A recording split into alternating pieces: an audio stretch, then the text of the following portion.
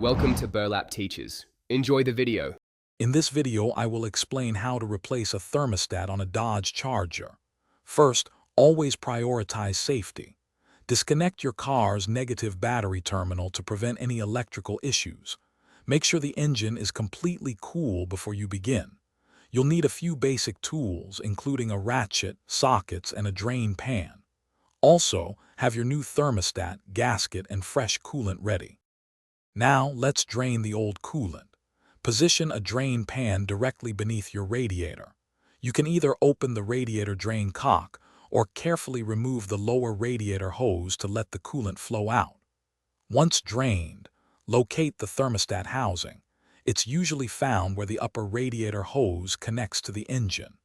Use the correct size socket to loosen and remove the 2 or 3 bolts holding the housing in place.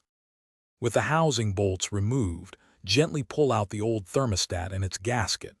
Take a moment to thoroughly clean both mating surfaces on the engine and the housing.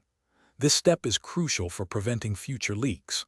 Now, insert your new thermostat, making sure it's oriented correctly, often with a small jiggle valve facing upwards.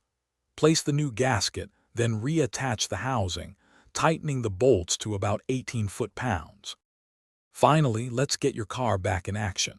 Reconnect the lower radiator hose and close the drain cock.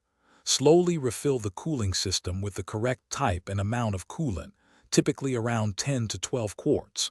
Start the engine with the heater on high to help bleed any trapped air.